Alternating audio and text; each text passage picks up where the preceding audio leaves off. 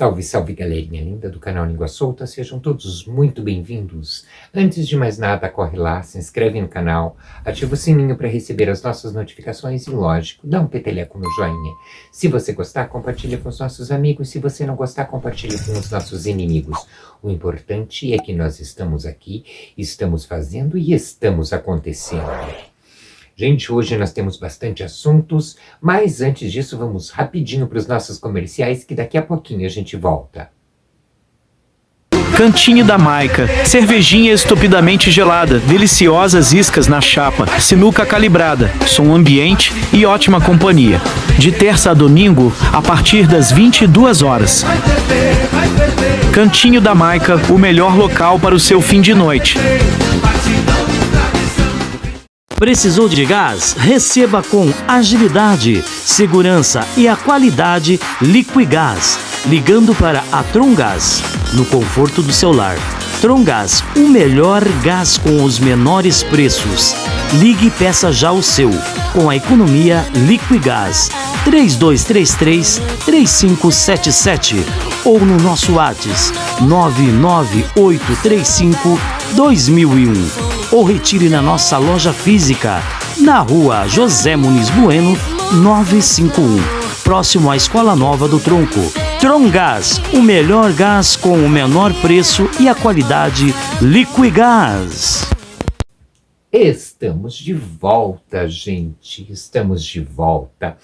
Gente, o Brasil está numa semana conturbada essa semana, né? É muito acontecimento, né? E nós vamos começar, então, com a Polícia Federal, a CGU e a Polícia Federal abriram investigação e fizeram operações contra uma quadrilha que desviava fundos do INSS. Para vocês terem uma ideia, foram mais de 6 bilhões. Agora, pasmem, gente. Isso começou em 2016, né? Houve denúncias, a CGU começou a trabalhar, de repente parou, ninguém mais tocou nesse assunto, e só se voltou a se falar no início, né, de 2023, quando o novo presidente do Brasil chegou para a Polícia Federal e para a CGU e disse: não, nós queremos apurações e nós queremos resultados. E deu no que deu, né?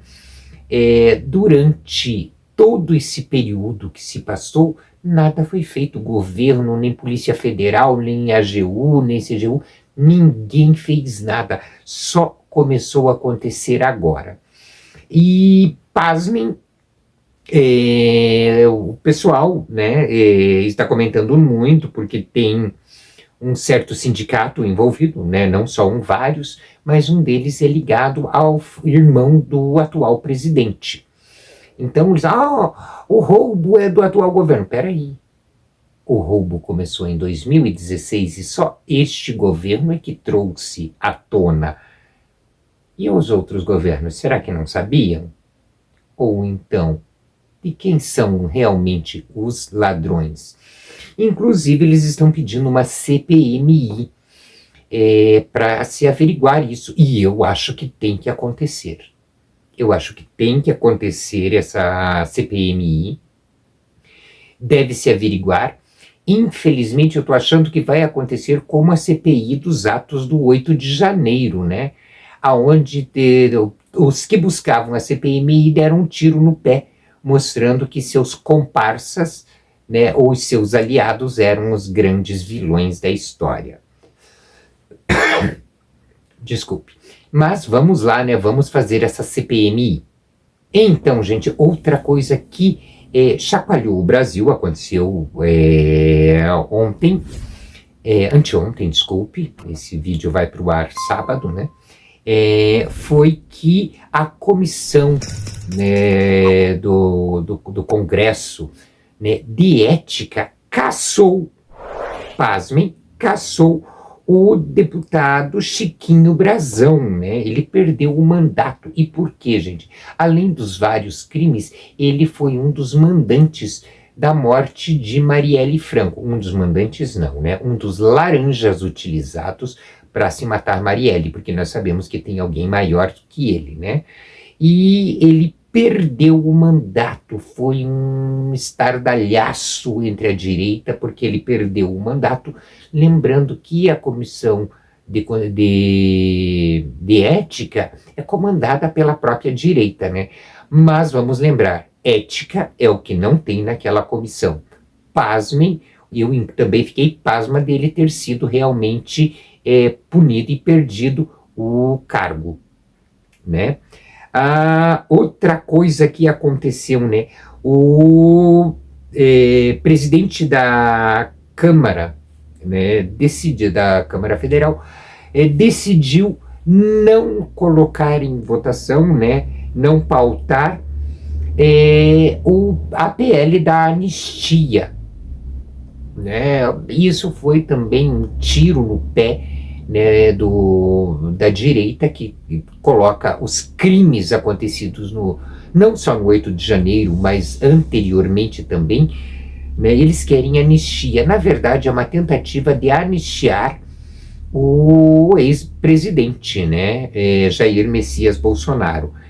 E não foi pautado e não vai para a pauta.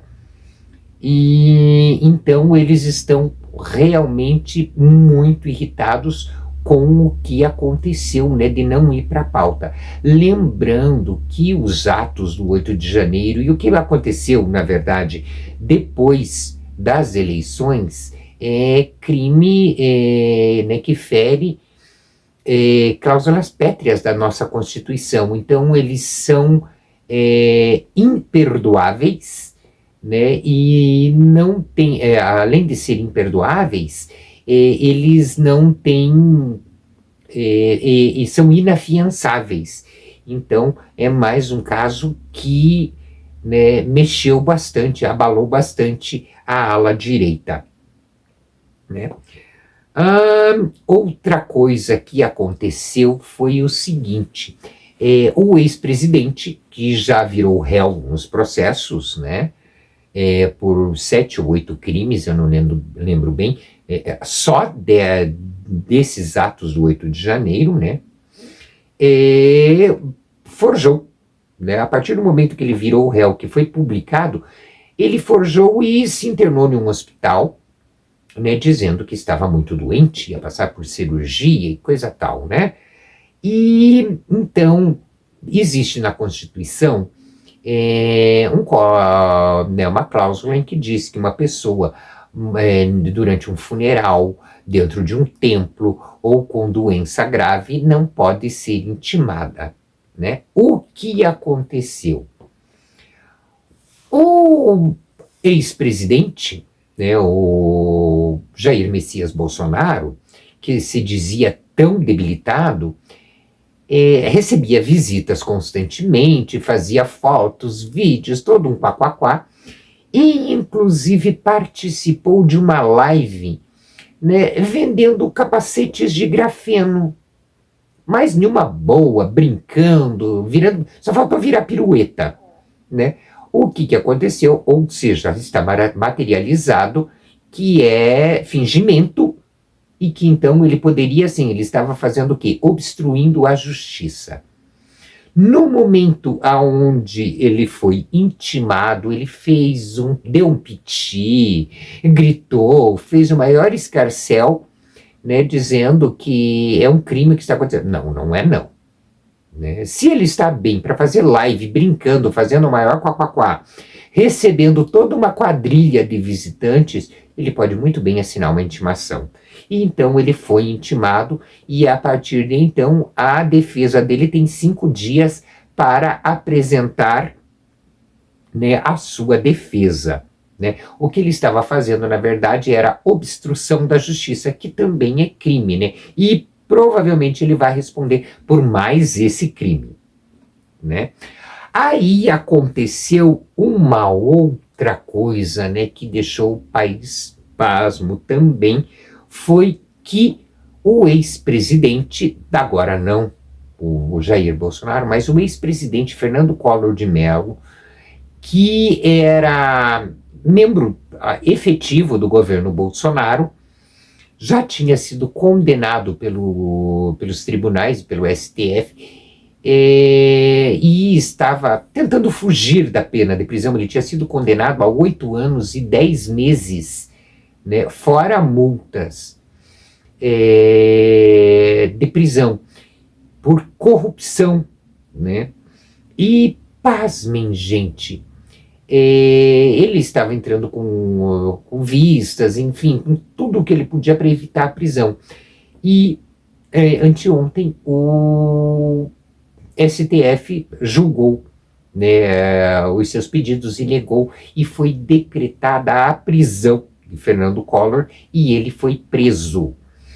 É o primeiro caso na história de um ex-presidente preso por corrupção, né? E isso o processo já é em julgado, ou seja, não há mais recursos, ele tem que pagar, não tem mais como ele fugir. Então ele foi preso em Alagoas, na verdade ele não foi preso, ele se entregou, né, para não ficar como fugitivo, mas ele foi para a cadeia e vai responder, né? Infelizmente a gente sabe que existe toda aquela coisa de progressão de pena e tudo mais, mas ele foi para a cadeia, né? Então é a primeira vez na história do nosso país que um presidente vai para a cadeia por corrupção, né? E isso depois de julgado, né? Então, e também está acontecendo agora na manhã, né, nesta manhã de sábado, o enterro do Papa Francisco. O Papa Francisco, que faleceu na segunda-feira, né, está acontecendo, né, aconteceu a cerimônia, né, de as exéquias, e está sendo sepultado na Basílica de Santa Maria Maior.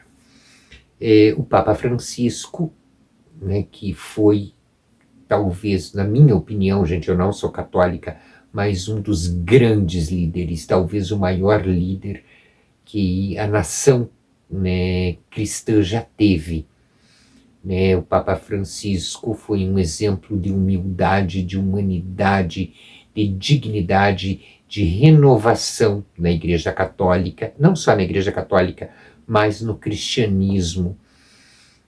E me emociona realmente falar sobre o Papa Francisco, e está começando então hoje o Tempi Sede Vacante.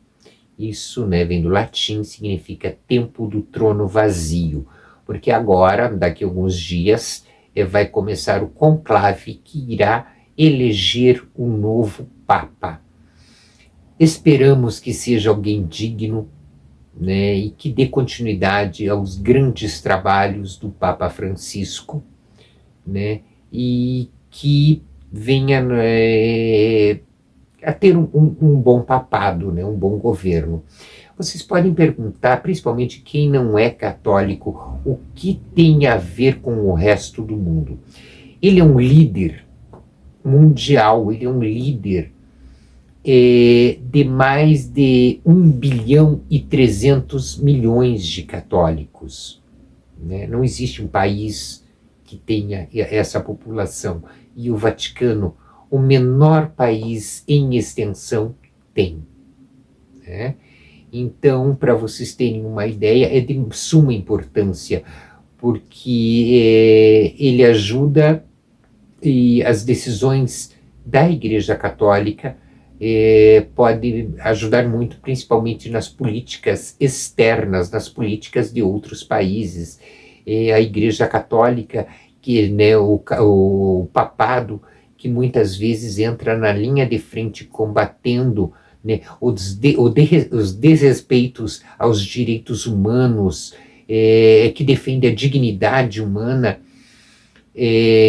contra o autoritarismo, enfim.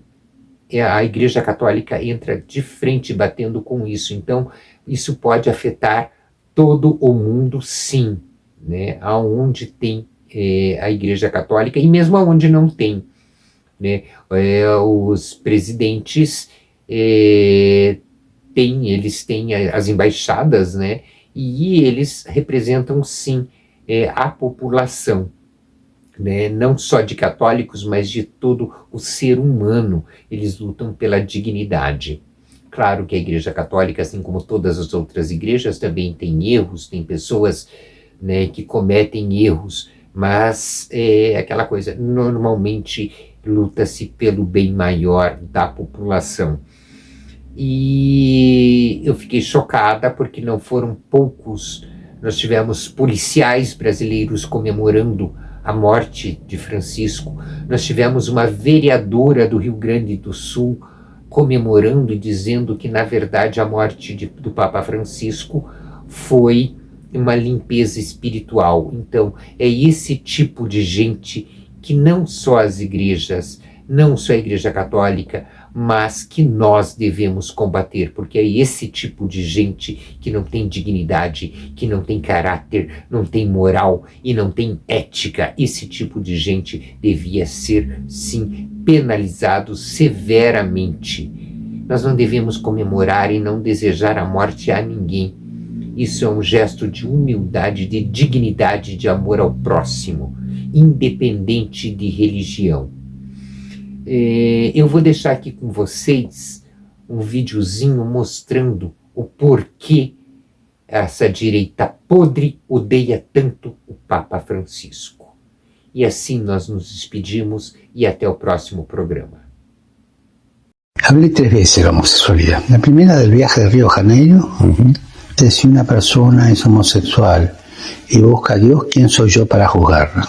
Segundo, de Irlanda aquí, cuando dije a un papá y a una mamá, nunca echen de la casa a un hijo o una hija homosexual. Acéptenlo, elaboren eso en familia. Y la tercera, en la conferencia de Associated Press, donde hablé de la criminalización. Lamentablemente, hay 30 países más o menos que criminalizan hoy día la homosexualidad. Y de esos 30, casi 10 tienen la pena de muerte. Eso es muy grave. Todos son hijos de Dios. Y cada uno busca a Dios y lo encuentra por el camino que puede. El lawfare empieza a abrir camino los medios de comunicación. Hay que impedir que este llegue a tal puesto y lo descalifican y le meten ahí la sospecha de un delito. Entonces se hace todo el sumario, que suelen ser sumarios grandísimos, donde no se encuentra, pero para condenarlo basta el volumen del sumario. ¿Dónde está el delito acá? Bueno, sí, parece que sí. Y así fue condenado Lula. Cuando se revisa lo de Lula, ¿qué pasó con Dilma Rousseff? No pudieron. Una mujer de manos limpias, excelente mujer. Y no pudieron. Y con Lula lo metieron en cana, y no pudieron.